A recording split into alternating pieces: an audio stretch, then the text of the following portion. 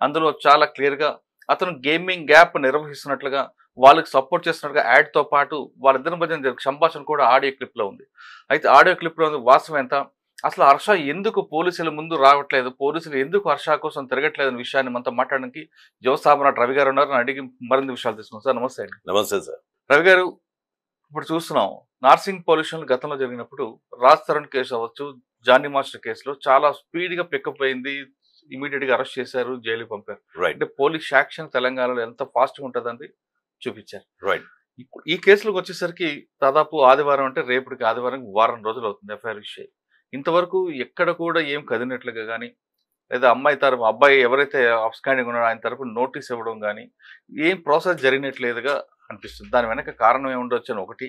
Second, అమ్మాయి కూడా కొన్ని అంటే వాళ్ళ తరపున వాళ్ళు ఒక ఆడియో రిలీజ్ చేశారు. అవును. ఇంతవరకు హర్ష నేను ఎవరిని బెట్టింగ్ యాప్‌లకు నేను సమర్థించలేదు. నేను అంటూ చెప్పుకొచ్చుంటూ వస్తున్న వాటికి ఆమె ఇచ్చిన ఆధారాలు ఒక మరి దేనికి చెప్పలేని విధంగా మ్యాచ్ అవుతుంటాయి. ఈ రెండిటి మీద మీ అభిప్రాయం ఏంటి? సార్, అసలు యాక్చువల్‌గా హర్ష సాయి గురించి అందరికీ తెలిసింది చాలా తక్కువ. అతను బెట్టింగ్ యాప్ ప్రమోట్ చేస్తున్నాడు అని అనుకుంటున్నారు కానీ, ఇప్పుడు 2 స్టేట్స్ పోలీస్ కళ్ళు కప్పి యథేచ్ఛగా వీడియో మీద వీడియో, ఆడియో మీద ఆడియో రిలీజ్ చేస్తూ అది క్రైమ్ అని తెలిసిన ఒక అక్యూజ్డ్ ఒక విక్టిమ్ ఆడియోలు ఎట్లా పడితే అట్లా వదిలేస్తున్నాడు. లెఫ్ట్ రైట్ సెంటర్ అందులో ఆ అమ్మాయిని నెగిటివ్ గా ఫ్రేమ్ చేయాలని ఒక కిరాయి ముఠా కూడా ఆల్రెడీ దిగిపోయింది. మీరు చూసుంటారు, ఓ పెద్ద కిరాయి ముఠా దిగిపోయింది. ఏంటి, ఆ అమ్మాయి ఒక వీడియో చేస్తే 25,000 50,000, ఆ అమ్మాయి ఇంతకు ముందే ఇది చేసింది, ఆ అమ్మాయి ఇప్పుడెందుకు కంప్లైంట్ చేస్తుంది, అసలు ఇంకా ఒక మీడియాలో కాకుండా ఈ కిరాయి ముఠా ఒక జ్యుడిషియరీ ట్రయల్ చేస్తుంది. ఇక్కడ ఉండి ఒక పెద్ద ట్రయల్ చేస్తుంది. మీకు ఒక ఆడియో వినిపిస్తాను ఇప్పుడు, మీరు సర్ప్రైజ్ అయిపోతారు. అంటే ఇది హర్ష సాయి వాయిస్ లా లేదు అని అనుకోకండి, ఇది హర్ష సాయి నార్మల్ వాయిస్. అతను వీడియోలో చేసేది అంత యాక్టింగ్ కాబట్టి ఇది ఒరిజినల్ వాయిస్ అన్నమాట. ఫర్ ఎగ్జాంపుల్ నేను చెప్పా, నేను బెట్టింగ్ యాప్ లో ₹1 బరాబర్ అది నా వాల్యూ, నేను 100కి 200% తీసుకుంటా, 2 కోట్లు కూడా తీసుకుంటా. హలో వింటున్నా. నేను ఇంకా లింక్ పెడితే నాకు 4 కోట్లు ఇస్తానన్నారు. లోటస్ లో అడ్వర్టైజ్మెంట్ లింక్ పెట్టి చేస్తే నాకు 10 కోట్లు ఇస్తానన్నారు. ఇవన్నీ బయటకు వస్తే నా మార్కెట్ వాల్యూ ఇంకా పెరుగుతుంది, తగ్గదు. అని నేను కంపల్సరీగా చేయాలి. ఎందుకంటే బ్రాండ్ అనేవాడు నేను కాకపోతే 10 మంది వేరే వాళ్ళతో చేయిస్తాడు. నువ్వు మళ్ళీ ఏం డిస్కస్ చేయకు, ఓకే? నీకేం తెలియనట్టే ఉండు. మళ్ళీ సేమ్ బ్రాండ్ అనేవాడు నేను కాకపోతే 10 మందితో చేయిస్తాడు. ఇప్పుడు నాకు 100% షూర్ రేపొద్దున్న రేపు ఎందుకు చేసావు బాబు అంటే నేను కాకపోతే ఇంకో 10 మంది చేస్తారు.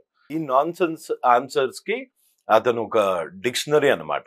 ఇంతే కాకుండా చాలా మంది బాధితులు హర్ష సాయి వాళ్ళ తండ్రి, మీరు మొన్న క్వశ్చన్ అడిగినట్టున్నారు, హర్ష సాయి వాళ్ళ ఫాదర్ని ఎందుకు పెట్టాల్సి వచ్చింది అని అడిగారు.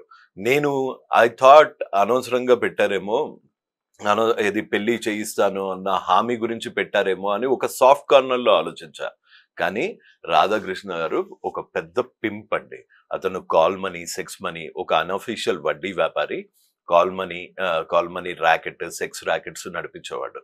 శ్రీను అని ఈ రాధాకృష్ణ కతియార్కి అంటే హర్ష సాయి గారి మేనమామ శ్రీను అనే ఆయన ఎంతో మంది ఆడపిల్లల ఉసురు పోసుకున్నారు.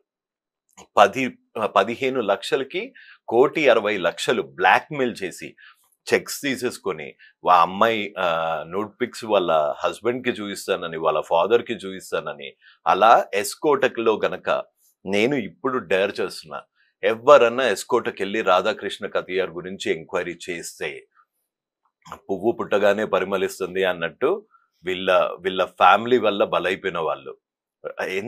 ఆయన ఎంత క్రూరుడు అంటే, వాళ్ళ సెకండ్ వైఫ్ హర్ష సాయి వాళ్ళ మదర్ చనిపోయారు కదా, వాళ్ళ సెకండ్ వైఫ్ కి పిల్లలు పుట్టకుండా ఆపరేషన్ చేయించాడంట. అసలు వాల్యూస్ లేని ఫ్యామిలీ. మనం ఆల్రెడీ చూసాము ఉమెన్ తో ఎంత అందంగా మాట్లాడతాడో. ఈ విద్య కూడా ఏది మన కాల్లు రికార్డ్ చేయడము, ఇంకో ఫోన్ తో రికార్డ్ చేయడము, 6 నెలలు వాడుకొని ట్రాప్ చేయడాలు, డబ్బుల గురించి బ్లాక్మెయిల్ చేయడాలు, ఇవన్నీ వాళ్ళ నాన్నగారి దగ్గర నుంచి మొత్తం నేర్చుకొని వచ్చాడు. And when it comes to the second question, where is Harsha Sai, నాకు వచ్చిన ఇన్ఫర్మేషన్ ప్రకారము ఆయన day before yesterday morning 8 o'clock సహనిందితుడైన అతని ఇమ్రాన్ ని పిక్ చేసుకోవడానికి, ఇమ్రాన్ టీంలో చాలా మంది పైల్వాన్లు వాళ్ళందరూ ఇది స్టేటస్ కూడా పెట్టుకున్నారు. 8 గంటలకి AP 319999 అనే ఫార్చునర్ లో వచ్చాడు అనే సమాచారం ఉంది.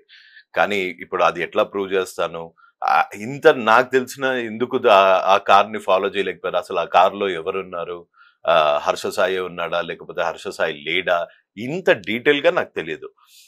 నాకు తెలిసి ఇతనికి డెఫినెట్ గా బెట్టింగ్ యాప్ మాఫియా రంగంలోకి దిగి ఎక్కడో అక్కడ షెల్టర్ ఇస్తుంది.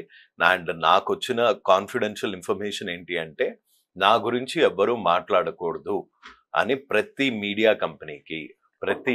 కంపెనీకి తను సామ దాన అన్ని ఆఫర్ చేసి రిక్వెస్ట్ చేస్తున్నాడు, కాళ్ళు పట్టుకుంటున్నాడు, కొంతమందికి డబ్బులు ఆఫర్ చేస్తున్నాడు. ఈ కిరాయి ముఠాలాగా వచ్చిన వాళ్ళకి అది అఫెన్స్ అని తెలిసిన ఎన్ని ఆడియోలు వచ్చాయండి ఇప్పటికి, 3, 4 నాకు తెలిసి ఇది మీడియా ట్రయలో లేకపోతే ఈ కిరాయి వాళ్ళ ట్రయలో తెలియదు, కానీ నాకు తెలిసి మొత్తం కేసు అంతా ఆడియోస్ చుట్టూ తిరుగుతుంది. బట్ నువ్వు తప్పు చేయకపోతే నువ్వెందుకు వచ్చి రాలేదు, నువ్వెందుకు పోలీస్ ముందుకు రావట్లేదు, పోలీస్ ముందుకు రావాలంటే 2 దంతారేమో అని భయం, కనీసం మీడియా ముందుకు రా. మీరు మీడియాను మేనేజ్ చేస్తారు మీరు అంటున్నారు.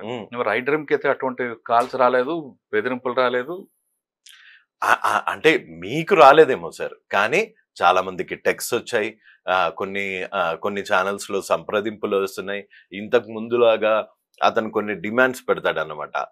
మీరు నన్ను ఈ క్వశ్చన్ అడగకూడదు, ఈ క్వశ్చన్ అయితేనే ఆ మెస్మరైజింగ్ గొంతుతోని అలా వచ్చి అలా చెప్దాము, ఏదో ఒక స్క్రిప్ట్ ముందు బాగా స్క్రిప్ట్ రాసుకొని వస్తాడన్నమాట.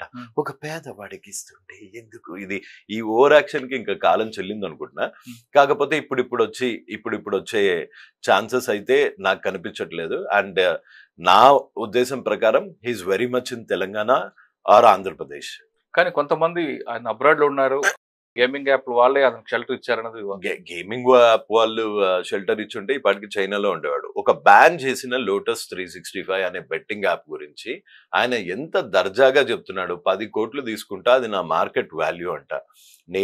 నాకు ఆ ఆడియో విన్న దగ్గర నుంచి నాకు ఒకటే ఫీలింగ్ వస్తుంది, అనవసరంగా చదివా, లోన్లు తీసుకొని చదివా, ఆ లోన్లకి వడ్డీలు కట్టా, మళ్ళీ స్టార్టింగ్ దగ్గర నుంచి కెరియర్ స్టార్ట్ చేశా. 6,650 నా ఫస్ట్ జీతం రిలయన్స్ లో. ఇంత ఒక్క లింక్ పెట్టి 30 సెకండ్ల వీడియో పెడితే సరే ఈయనంటే పెద్ద సూపర్ స్టార్ కాబట్టి నీకు 10 కోట్లు ఇచ్చాడు, నాకు 15,000 ఇచ్చి ఉండారు కదా. అనవసరంగా ఇదంతా చేసుకున్నాను కదా, అనవసరంగా చదివి బట్టి మర్చిపోయి 1కి 2 సార్లు రాసి పొద్దున్నే 4ంటికి తన్నులు తినుకుంటూ, ఆ మ్యాథ్స్ అన్నది బుర్రలో ఎక్కేదే కాదు, తన్నులు తినుకుంటూ నేర్చుకున్నా. ఓకే, అది విషయం కాస్త పక్కన పెడితే పోలీసులు ఎందుకండి ఇంత డిలే చేస్తున్నారు అనుకోవచ్చా, లేదు వాళ్ళు ప్రాపర్ గా చేస్తున్నారు అనుకోవచ్చా? అది ఆ కామెంట్ నేను చేయలేనండి. ఎందుకంటే మీకు ఫ్యూ ఎగ్జాంపుల్స్ చెప్తా. నా మీద కేసు పెట్టినప్పుడు అతని వీడియోస్ ఒక యాక్ట్ ని ఉల్లంఘించడం నేరమా కాదా అన్న క్లారిటీ ఉంటుంది. అయినా నా మీద కేసు పెట్టగలిగారు అంటే ఆయన ఎలా మేనేజ్ చేస్తున్నాడు, లేకపోతే ఆయన వీడియోస్ చూపించి ఆఫీసర్స్ ని మెస్మరైజ్ చేస్తున్నాడా, లేకపోతే సింపతి కార్డు వాడుతున్నాడా, ఏ కార్డు వాడుతున్నాడో అని తెలీదు. ఇప్పుడు కొంతమందిని మనం కలవటానికే మనం మొన్న ఈ టాపిక్ మాట్లాడుకున్నాం. ఇప్పుడు ఒక సామాన్య మధ్యతరగతి వాడు కమిషనర్ గారిని వెళ్ళి కలవాలంటే గుమాస్తానో బయట ఎస్ఐయో ఏఎస్ఐయో లేకపోతే కానిస్టేబుల్ సార్ లేరు నువ్వు ఇచ్చే కంప్లైంట్ నేను ఇచ్చేస్తా అనో స్టాంప్ కొట్టేసి పంపించేస్తారు. ఆ స్టాంప్ కూడా మీ అదృష్టం బాగుంటే ఆ స్టాంప్ దొరుకుతుంది. మొన్న డీజీపీ గారిని కలిసి ఒక రిప్రజెంటేషన్ ఇవ్వడానికి వెళ్ళాం మేము. బయట ఇన్వర్డ్ అవుట్వర్డ్ అని ఉంటుందంట, అక్కడికి వెళ్ళాం, స్టాంప్ కొట్టారు, అయిపోయింది.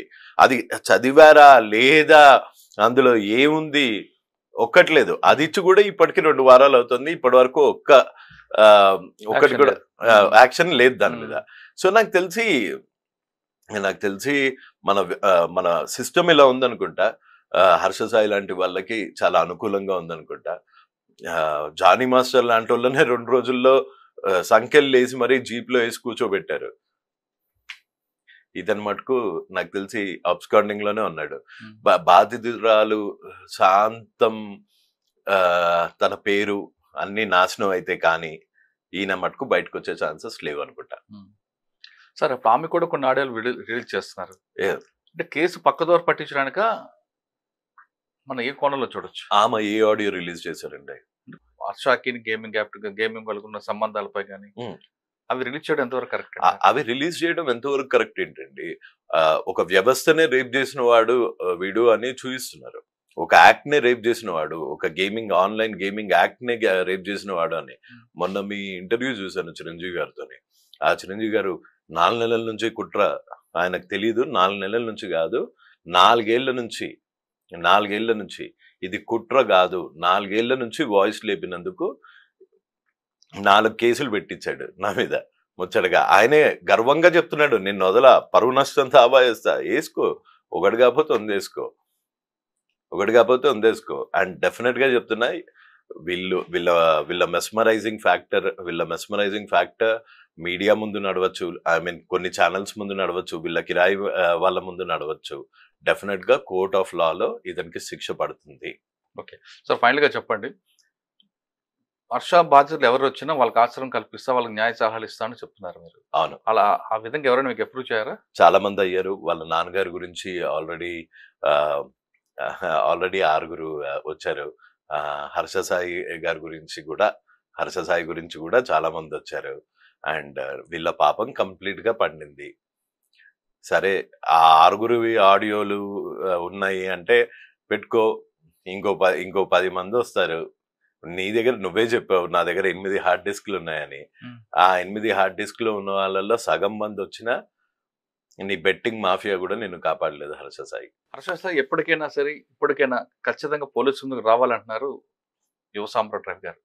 నువ్వు పారిపోతే దాంట్లో తప్పు చేసినట్లుగానే మెసేజ్ వస్తుంది కాబట్టి ఇప్పటికైనా నీకు తప్పు చేయలేదు అనుకున్నాడు పోలీసు ముందు వచ్చి సరెండర్ అయితే నీ నిజస్వరూపం బయటకు వస్తుంది, నువ్వు తప్పు చేయలేని విషయం బయటకు వచ్చే అవకాశం ఉంటుందని చెప్తున్నారు.